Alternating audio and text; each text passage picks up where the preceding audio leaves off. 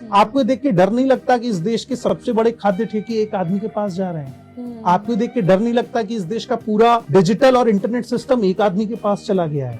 कल को अंबानी बोल दे कि मेरा 3 दिन जियो चलाने का मन नहीं, क्या करेंगे आप? अपना डिजिटल पेमेंट कर पाएंगे?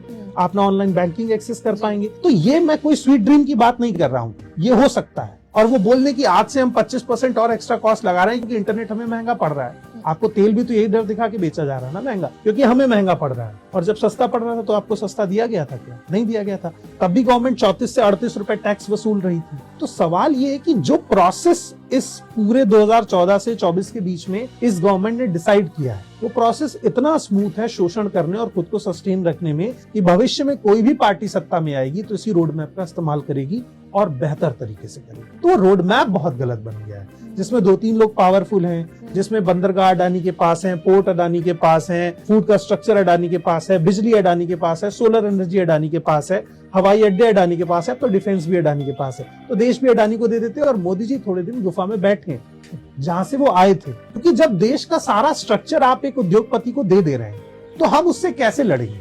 ऐसा कैसे हो जाता है कि 80 विधायक, 60 विधायक, 10 सांसद, 19 सांसद एकदम से एक पार्टी में चले जाते हैं? बिना मनी के पॉसिबल नहीं है। और अब तो मुझे लगता है कि सांसदों और विधायकों का भी एक आयोग होना चाहिए। जैसे हम लोगों का, हम सामान खरीदते ना तो एक आयोग है जिसपे हमको कोई MRP से ज्यादा पैसा ले ले तो हम उस पर शिकायत करते हैं। तो मान लीजिए कोई सांसद है, वो आज 20 करोड़ में बिक गया और उसको कल पता चला कि उसकी एक्चुअल कीमत तो 25 करोड़ है। तो एक सांसदों की खरीद फरोख्त का आयोग होना चाहिए जहां वो कंप्लेन कर सके कि भाई एक्स पार्टी ने तो मुझे 20 में ही खरीदा, मेरी कॉस्ट तो 25 थी, मुझे 5 करोड़ और चाहिए। एक आयोग ऐसा भी होना चाहिए इसमें जनता तय करे कि जो बिका है क्या वो सही दाम पे बिका है। क्योंकि जब ये इतना ट्रांसपेरेंट है कि कल तक जो एकदम TMC के लिए मरने को तैयार थे आज वो बीजेपी में है, राघव चड्ढा पेपर लीक पर बोल ही नहीं रहे हैं। तो आप पार्टी बदल लेते हैं, मन भी बदल जाता है, सोच भी बदल जाती है। ऐसा तो नहीं, आइडिया ऑफ पॉलिटिक्स कैसे किसी का चेंज होगा? वो सिर्फ मनी से चेंज हो सकता है। तो जिस सिस्टम के कोर में इतना पैसा इंक्लूड हो, जो हजारों करोड़, लाखों करोड़ की मोनोपोली को प्रमोट कर रहा हो, उस सिस्टम से आप कैसे लड़ेंगे? क्रिमिनल्स ने इस देश को कब्जा कर लिया।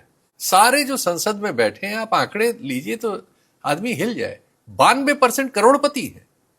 जिस देश में 100 करोड़ लोगों के पास एक चाय खरीदने के पैसे नहीं है, उस देश में 92% हमारे MPs सब करोड़पति हैं।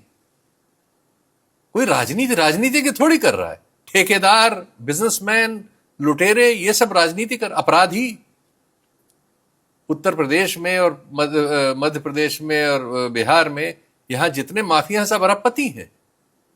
अपराधी ग्रुप्स जो हैं अरबपति हैं।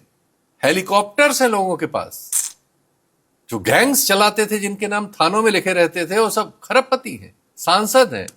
तो हमने पूरे क्रिमिनलाइजेशन कर लिया है। क्रिमिनल्स ने इस देश को कब्जा कर लिया है।